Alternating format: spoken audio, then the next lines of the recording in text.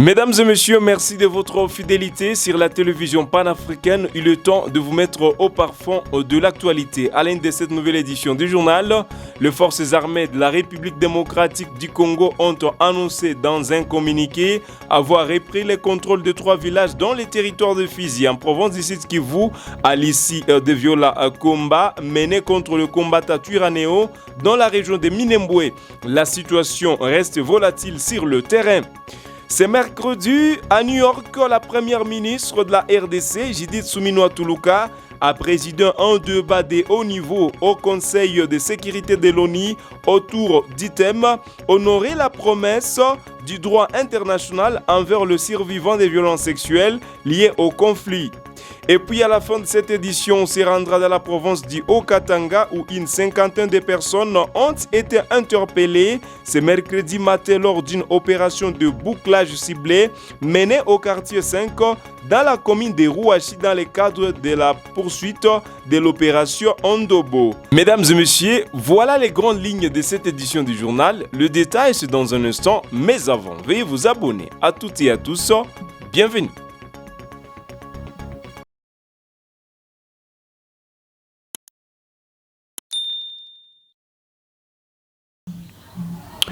La situation sécuritaire humanitaire reste alarmante dans l'est du pays. De violents affrontements se poursuivent entre FARDC soutenu par les Wazalendo et l'AFC M23 soutenu par le Red Tabara et les Twirwaneho. L'armée congolaise affirme avoir repris le contrôle de 3 villages dans les territoires de Fizi au Sud Kivu à l'issue d'opérations militaires menées contre le combattant Twirwaneho dans la région de Minembwe. Suivez.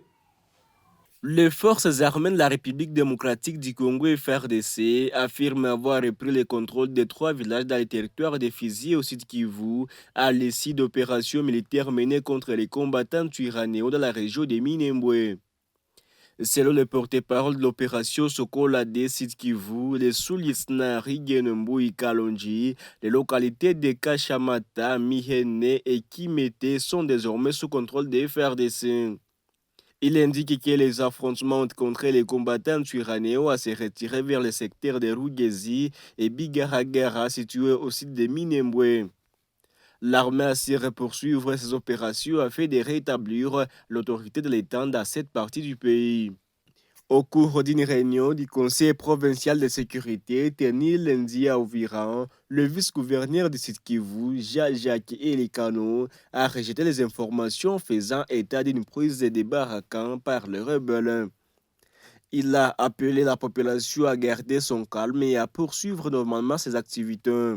Ces déclarations interviennent dans un contexte de tensions persistantes dans le haut plateau du Sud Kivu. Plusieurs sources locales font état de temps affrontements survenus durant le week-end autour de Mikenge du Point Zéro où les combats se poursuivent entre les FARDC et les rebelles Twirwaneho. Les autorités locales suivent de près l'évolution de la situation sécuritaire dans cette zone. Le vice-premier ministre, ministre en charge de l'Intérieur, Sécurité, Décentralisation et Affaires coutumières, Jacquemain Chabani Louko, a reçu le mercredi 8 juillet 2026 les chargés d'affaires de l'ambassade des États-Unis, M. Yann Msikari. Au cœur de leurs échanges, les 2 personnalités ont évoqué les renforcements de la coopération technique entre la RDC et les États-Unis, en particulier entre la police nationale congolaise et les services de police américains. Suivez. Je viens de finir mon entretien avec son Excellence le vice-premier ministre et nous avions un entretien très fructueux qui concerne nos coopérations techniques et surtout la coopération entre les polices américaines et les polices congolais. J'ai présenté aujourd'hui notre nouveau attaché de coopération, Madame M. Vasquez, qui s'occupe de promouvoir la coopération civile entre les polices des 2 pays. J'ai souligné l'importance de la paix. J'ai remercié Son Excellence pour la protection de l'ambassade des États-Unis.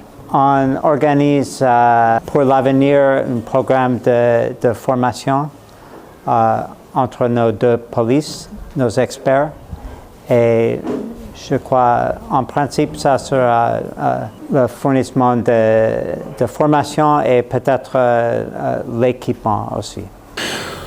Président, c'est mercredi 8 juillet 2026, le débat public de haut niveau du Conseil de sécurité de l'Organisation des Nations Unies consacré aux violences sexuelles liées au conflit.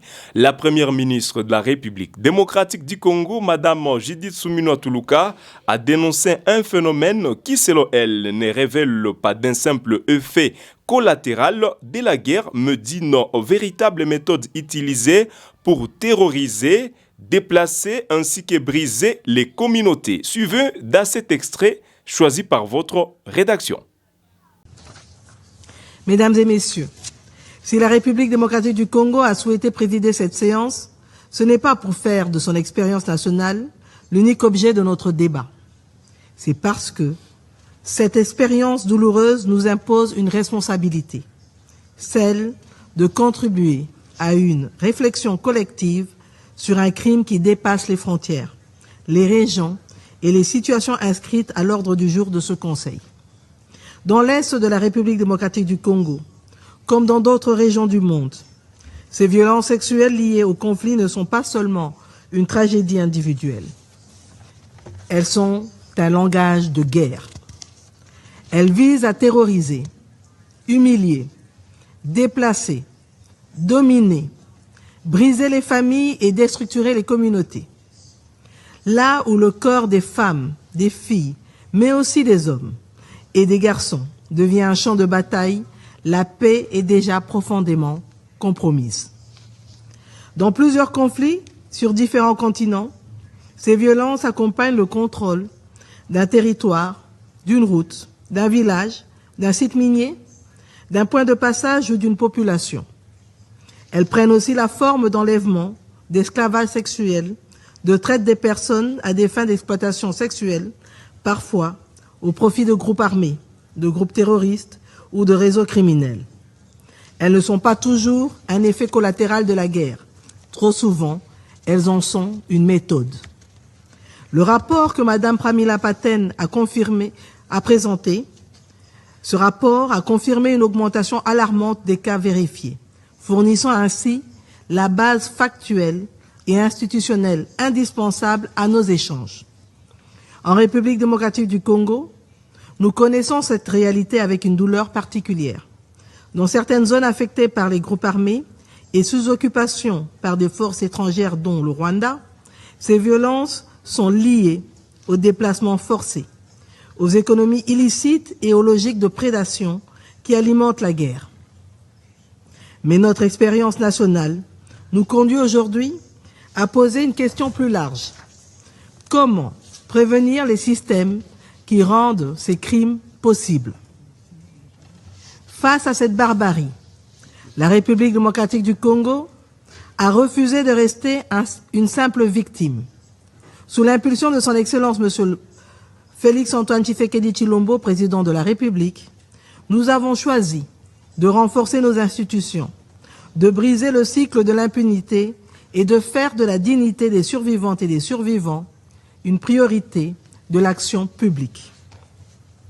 Des mécanismes concrets ont été mis en place. Le FONAREV, Fonds national de réparation pour les victimes de violences sexuelles liées au conflit et d'autres crimes contre la paix et la sécurité de l'humanité, vise à identifier les victimes, faciliter leur accès à la justice et permettre des réparations individuelles et collectives. Les centres intégrés de services multisectoriels apportent une réponse pour une prise en charge médicale, psychosociale, juridique et socio-économique. Ces instruments ne sont pas seulement des réponses sociales, ils sont des instruments de justice, de reconstruction nationale et de restauration de la confiance. La République démocratique du Congo a également conclu un communiqué conjoint avec les Nations Unies sur les violences sexuelles liées au conflit, qui traduit en engagement opérationnel notre volonté commune de renforcer la prévention, la protection des survivantes et la lutte contre l'impunité. En effet, il ne peut y avoir de paix durable lorsque les survivantes et les survivants restent sans justice, lorsque les communautés restent sans réparation et lorsque les responsables, leurs complices et leurs commanditaires continuent d'agir dans l'impunité. Mesdames et messieurs, le droit international a évolué. Le droit est clair. L'interdiction est claire. Les obligations sont claires. Les violences sexuelles liées au conflit peuvent constituer, selon les circonstances, des crimes de guerre, des crimes contre l'humanité, voire des actes constitutifs de génocide. Elle engage la responsabilité des auteurs, mais aussi celle de ceux qui les ordonnent, les tolèrent ou les rendent possibles. Notre défi est désormais de faire en sorte que cette promesse atteigne effectivement les survivantes et les survivants. Cette promesse est tenue lorsque la victime reçoit des soins dans les premières heures, lorsqu'elle est protégée, lorsqu'elle accède à la justice, lorsqu'elle obtient réparation et lorsqu'elle peut reconstruire sa vie dans la dignité. Une réponse centrée sur les survivantes et les survivants ne peut pas être un principe non financé. Lorsque les cliniques ferment, les soins disparaissent.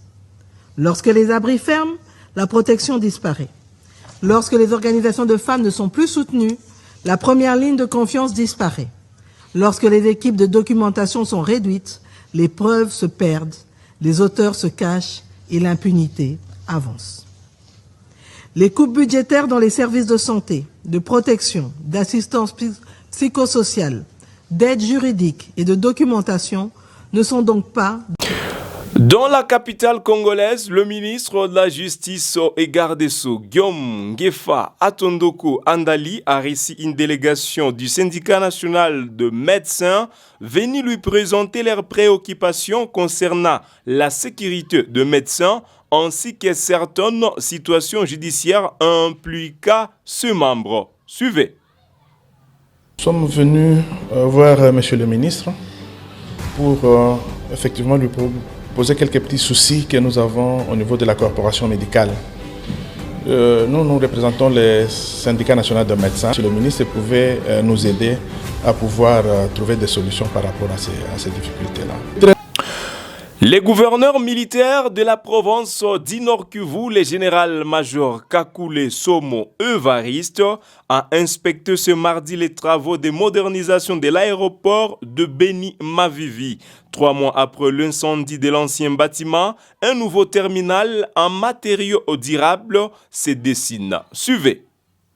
Bon, ce qu'il faut juste dire à la population qui est bon, à quelque chose malheur est bon. L'incendie, nous l'avions décrié, mais ça nous a permis quand même de quitter les cadres dans les Kéronais.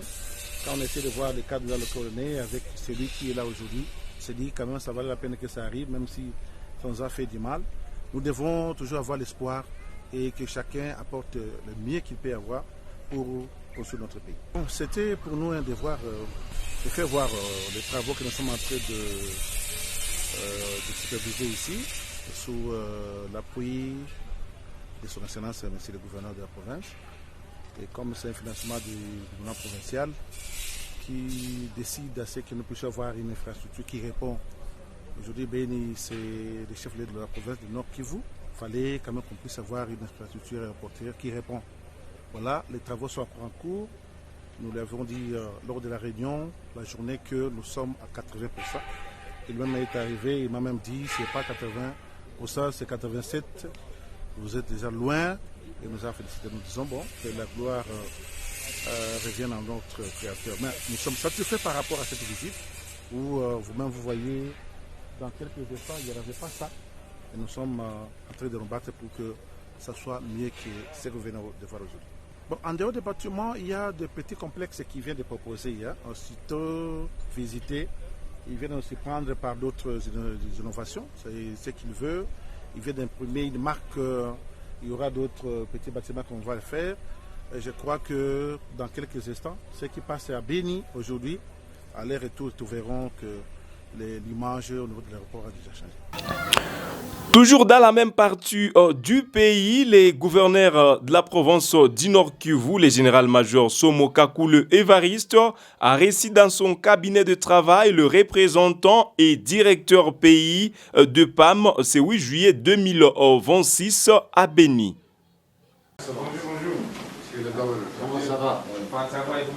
Le gouverneur militaire du Nord Kivu, le général-major Somo Kakule Evariste, a reçu en audience dans son cabinet de travail le représentant et directeur pays PAM ce 8 juillet 2026 en ville de Beni. Accompagné de la chef de bureau adjointe, David Steverson vient s'enquérir de la situation humanitaire au Nord Kivu, particulièrement la situation en rapport avec la maladie à virus Ebola. L'hôte du gouverneur militaire du Nord Kivu affirme que le PAM est chargé de tout le système logistique du système des Nations Unies, notamment des avions et des camions pour la réponse militaire.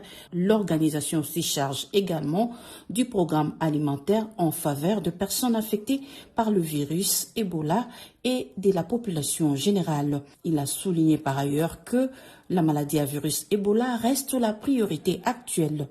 À ce moment, franchement, même avec le conflit, même avec l'insécurité alimentaire, le premier défi pour tout le monde, c'est la réponse d'Ebola. Il faut que tout le monde comprenne le risque d'Ebola et que nous sommes ici de répondre le système de gouvernement et les communautés, ou même avec leur leadership contre l'Ebola. Vraiment, c'est notre priorité. Je crois que c'est la priorité pour tous les peuples de Provence et nous sommes ici de vous assister à ses côtés. À cette occasion, la chef du bureau adjointe PAM Beni a dit sa gratitude aux responsables du pays, ceux de la province du Nord Kivu et de la santé pour la collaboration en cette période de la lutte contre la maladie à virus Ebola dans sa 17e épidémie. Dans la province du Haut-Katanga, précisément à Lubumbashi, une cinquantaine de personnes ont été interpellées ce mercredi matin lors d'une opération de bouclage ciblée menée au quartier 5 dans la commune de Rouachi dans le cadre de la poursuite de l'opération Ondobo. Suivez ces reportages. Dans le cadre de la poursuite de l'opération Ndobo, visant à lutter contre la criminalité urbaine et la grande criminalité, le commissaire provincial de la police nationale congolaise du Haut-Katanga, le général Blaise Kilimbalimba, a supervisé ce mercredi 8 juillet 2026 une opération de bouclage ciblée au quartier 5 dans la commune de la Rouachi. Menée avec l'appui de la 22e région militaire des forces armées de la République démocratique du Congo et des différents services de sécurité, cette opération a permis l'interpellation d'une cinquantaine de présumés criminels ainsi que la saisie de plusieurs objets dangereux. À l'issue de cette intervention, le général Blaise Kilimbalimba a salué le professionnalisme, la discipline et l'engagement des éléments de la police nationale congolaise, des forces armées de la République démocratique du Congo ainsi que des autres services de sécurité ayant pris part à cette mission. Le commissaire provincial en outre réaffirmé sa détermination à intensifier les opérations de sécurisation sur toute l'étendue de la province du Haut-Katanga afin de mettre définitivement hors d'état de nuire les auteurs d'actes criminels et de garantir la sécurité des personnes et de leurs biens. C'est avec ces informations, mesdames et messieurs, que nous terminons cette édition du journal des 13h sur Égal Afrique Télévision. Merci de nous avoir choisis pour vous mettre au parfum de l'actualité. N'oubliez pas de vous abonner et passer une bonne journée chez vous.